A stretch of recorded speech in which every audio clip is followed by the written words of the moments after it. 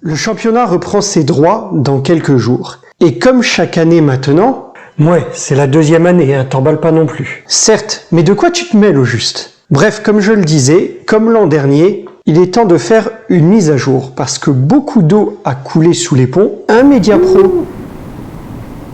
Ah oui, ça c'est le son que vous entendez quand vous cherchez cette chaîne dorénavant. Les droits télé ont été redistribués et je vais vous aider dans cette vidéo à y voir plus clair. Mais si vous voulez en savoir plus, il va falloir s'abonner parce que sinon, ça ne déclenchera pas la suite de la vidéo.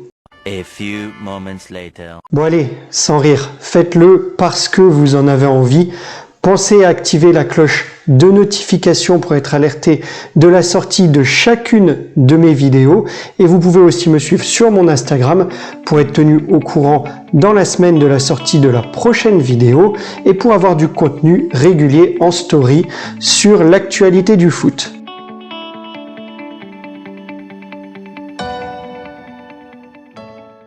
Bonjour les amis et bienvenue dans cette nouvelle vidéo. Vous êtes curieux de savoir comment regarder le foot à la télévision dans quelques jours et pour le reste de la saison? Vous êtes au bon endroit. Allez, installez-vous confortablement, on y va.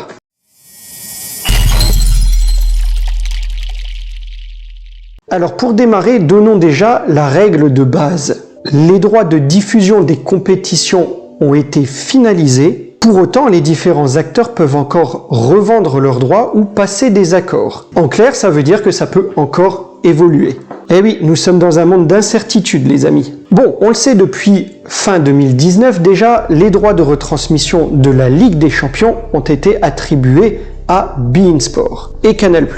TF1 aura uniquement la finale que nous pourrons donc voir en clair. Auparavant sur RMC, eh bien, les amateurs de la coupe aux grandes oreilles devront changer leur abonnement. Moi personnellement, je l'ai résilié. Je verrai comment je fais pour la suivre. Quant à la Ligue Europa, elle sera également diffusée sur Canal+, mais aussi sur RMC Sport et toujours, comme les années précédentes, sur M6. Enfin, la C4, oui, la C4, la Ligue Europa Conférence, pour ceux qui se réveillent. Et si vous ne voyez pas de quoi je parle, vous pouvez regarder cette vidéo juste ici. Eh bien, la Ligue Europa Conférence sera à suivre auprès des mêmes diffuseurs que la C3. C'est simple. Pour notre championnat de France, il y a eu de nombreux changements lors de la saison précédente, avec la fermeture de Téléfoot et la reprise des droits par Canal+. Eh bien, pour les saisons à venir, on parle de la saison 2021-2022 et la saison 2022-2023, ce sera Amazon qui commence un peu à être partout ce nouveau venu. Donc Amazon et Canal+ qui se partageront le gâteau. Et en plus, le géant de la distribution en prend une grosse part, c'est-à-dire qu'il diffusera 8 affiches de Ligue 1 et 8 affiches de Ligue 2, ne laissant que 2 matchs de Ligue 1 et 2 matchs de Ligue 2 à Canal+, qui, avec le même principe d'accord que les saisons précédentes, donnera à beIN la diffusion de la Ligue 2. Bon, ça fait un peu grincer des dents quand même du côté de Canal, cette distribution.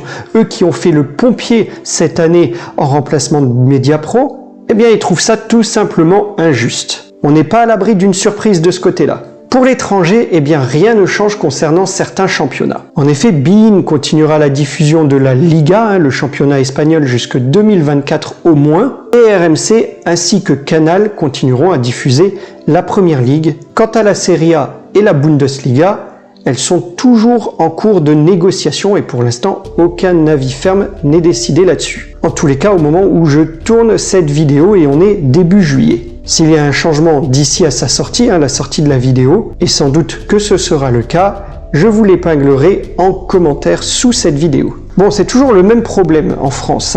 On a du mal à s'y retrouver même quand je vous présente les compétitions par diffuseur. Alors comme je suis sympa, je vous ai fait un petit résumé par chaîne et vous pouvez faire une copie d'écran pour vous en souvenir, même uniquement le côté gauche si vous voulez pas ma tête.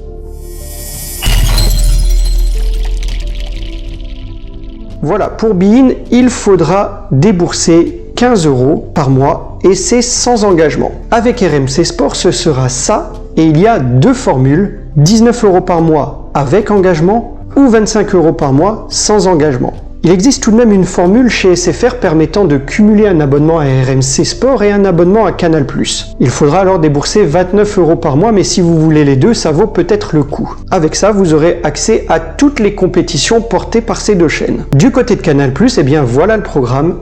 Et ce sera 21,99 € pour un engagement de 2 ans. Et enfin, Amazon, c'est le championnat. Et là, ça passe en douceur pour ceux qui ont déjà un abonnement à Amazon Prime Video. Agréable surprise, à moins que nous voyions arriver dans les semaines à venir une option dans l'option Amazon Prime. Pour les autres, c'est 49 € par an, voire 5,99 € par mois. Ça dépend de la formule que vous choisissez. Alors, si vous voulez tout voir, le prix mensuel le plus bas en prenant l'offre cumulée RMC plus Bein, en y ajoutant Canal+ pour couvrir toute l'Europe et avoir 2 matchs de Ligue 1 et de Ligue 2, et en rajoutant Amazon avec un forfait annuel qui revient moins cher mais qu'on va lisser sur les mois pour avoir la même base de calcul, à savoir à peu près 4 € par mois, on arrive à une note de 54,99 € pour voir tout le foot à la télé pendant la prochaine saison. On est un peu moins cher que l'an dernier tout de même. Ou alors, d'autres mesures alternatives sont à votre disposition, pour lesquelles je vous laisserai faire le calcul. Bon, les perdants, ce sont évidemment les clubs, les perdants si on veut, qui percevront la moitié de ce qu'ils auraient dû percevoir et qu'ils n'ont de toute façon pas perçu au moment de l'irruption de Mediapro. On parlait alors de 1,2 milliard € à se répartir. Le gagnant est Amazon, pour qui cette incursion dans le foot est aussi synonyme pour eux d'une convergence d'un plus grand public vers sa plateforme Prime Video. Et au moins nous, public, avec Amazon et Canal+, on est en face de diffuseurs avec les reins solides et on ne devrait plus avoir le flop de téléfoot. Voilà les amis, ce sera tout pour cette vidéo. Que pensez-vous de cette distribution pour cette année? Dites-le moi en commentaire, ça m'intéresse. En tous les cas, j'espère que cette vidéo vous aura plu. Si c'est le cas, n'hésitez pas à laisser un pouce. Likez, partagez, commentez, mais surtout appréciez. Et je vous dis à très vite pour une prochaine vidéo. Portez-vous bien les amis. Au revoir.